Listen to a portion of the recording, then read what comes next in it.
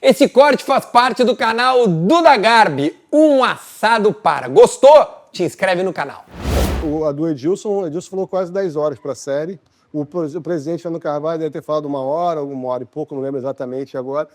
De fato, no final do dia são só 90 minutos, né? Eu entendi muito, o presidente me ligou, elogiou a série, mas também reclamou, especialmente da forma incisiva como ele tratou a relação com o Sveiter, que na época Ele falou foi muito complicado.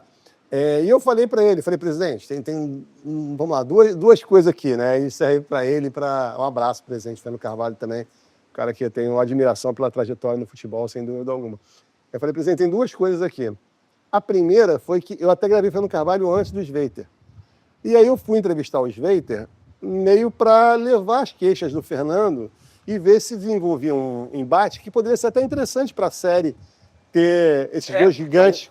É um outro episódio da coisa, né? Só que quando começa a entrevista, o Sveiter já está em outra onda. Ele reconhece o erro dele.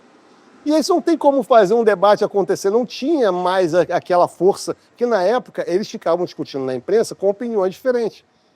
Agora não tinha muito isso. O Sveiter ele reconheceu para a gente que não o mérito da decisão dele. Mas uma das coisas que era a grande queixa do presidente Fernando Carvalho na época, eu acho, é a forma como o Sveiter tomou a decisão, que ele toma de maneira monocrática. Isso, é ele que decide, não tem nenhum colegiado. E ele fala pra gente, eu não lembro se isso chegou a entrar no corte final da série, acho que também, não sei se entrou, acho que não. Ele fala pra gente assim, cara, que ele se arrependia da forma como ele decidiu.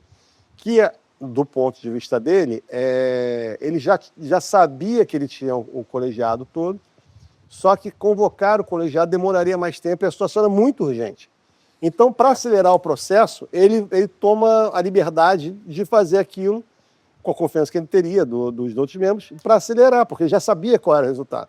E acaba que ele acha que isso não precisava, porque ficou um peso muito grande sobre ele e abriu questionamento sobre a decisão.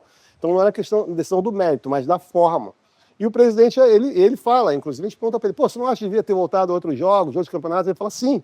Então, tudo que o Sveiter era contra na época, hoje ele falou diferente, assim, ele já reviu um pouco a posição dele. E ele não tinha o conflito que o presidente queria. Passado 20 anos é muito mais fácil falar sobre o assunto do que na hora, né? Aí eu falei, presidente, esse conflito não aconteceu para mim. Eu sei que aconteceu na época. E a outra coisa que é muito importante a galera entender, para os colorados talvez seja mais difícil, porque dói muito neles. Mas a série não é sobre o título que o Inter não ganhou. Na verdade, para mim, eu até costumo dizer, a série mesmo, ela acaba, para mim, quando o Sveiter anula os jogos. Antes dos jogos serem feitos. Porque o que nos motivou a fazer aquilo, e que principalmente eu não posso perder a chance de sublinhar para quem vier assistir, ou pensar em assistir, é que a história da máfia do apito, desses personagens, que um estava adulterando o resultado, o outro estava comprando um vídeo da Série A, o outro estava pagando uma dívida, o outro era um jornalista, não em carreira, mas, cara, com a sua maior matéria na mão, trabalhando junto com o Ministério Público como se fosse um promotor em busca de investigação. Os promotores estavam diante de um caso que considerariam um de maiores das suas carreiras. Cara, eram várias pessoas, umas 10, 12 pessoas que estavam vivendo dias de uma aventura tão absurda, tão surreal na vida delas, e a série é sobre essa loucura desses caras que viveram aquilo. A série não é para fazer investigação de nada, a série, sobretudo, cara, olha que loucura essa história que está dentro do futebol brasileiro, que talvez não tenha tido o olhar nesse sentido da adrenalina humana que as pessoas viveram e que teve as suas consequências. O título do Inter é uma consequência disso, mas a nossa série é sobre aquilo ali. Quando o Edilson exatamente, quando o Edilson é pego, quando sai a notícia, quando ele vai preso, quando o STJD toma a decisão que é anular os jogos, para mim acabou a série ali, tipo, cara. Só que a gente tem uma responsabilidade. Essa história, né? Poderia mostrar um novo capítulo. A gente precisa mostrar os efeitos daquilo. Mas assim, o que nos motivou, o que a gente acha que é o grande coração da série, é essa adrenalina dessa loucura. É muita coisa surreal acontecendo ao mesmo tempo, coincidências incríveis, aventuras, adrenalina mesmo no sangue, que a série tem muito isso, tem um espírito de filme de ação, né? A série não é um documentário investigativo, que está mostrando documentos, ela é totalmente inspirada em filmes de ação. Referências de faroeste, sabe? A gente queria mostrar o futebol brasileiro, uma história dentro da história do futebol brasileiro. Pra gente era isso que nos motivava. Óbvio que ela tinha todos os efeitos e a gente precisava dar conta, explicar o que aconteceu depois. É importante prestar conta. Mas, assim, não era um outro caso, assim, a gente ficar repercutindo essa parada, pra gente, até esteticamente, tá fazendo um documentário, uma série ali com um repertório visual, não funcionava, mas eu entendo. E aquela coisa, nada impede que outras pessoas não façam outros materiais de Máfia do Apito. Quando a gente senta sobre um tema desse, a gente escolhe, o processo de direção, ele é um processo basicamente de escolha. Você tem uma porção de coisa na mão, uma porção de coisa incrível, você escolhe o que você pega, o que você deixa para trás. E, naturalmente, qualquer outra pessoa no meu lugar teria escolhido outras coisas, é normal.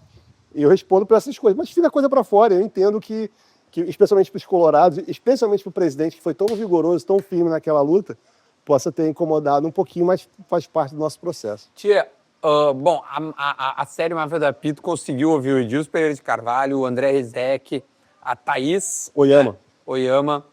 O Gibão, Gibão, ele nunca né? tinha sido escutado, né, que é o apostador que É o cara negociava. que praticamente é o protagonista, né? Ele, junto com o Edilson, sou o mas tem protagonista. um árbitro que inicia Paulo Danelon. tudo.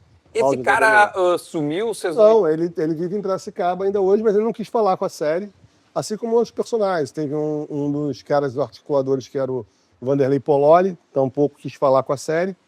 Há um outro articulador, que é o Daniel Gimenez, que é um nome citado, que consta que desapareceu, o carro dele foi encontrado carbonizado depois de um tempo. É um cara que tem uma história meio estranha, assim, no sentido de que eu não sei se... Eu acho que ele chegou a ser dado como morto, eu não tenho certeza. Mas durante muito tempo o status dele era desaparecido. Né? Tem matérias da família procurando, um negócio meio barra pesada. Então, esse é um cara que não é encontrável mais, aparentemente. Mas, de resto, quase todo mundo Mas vocês falou. acharam o Danelon? Não, assim, ele não não quis. quis falar. Ele e o Vanderlei Polori foram procurados pela série e não quiseram falar.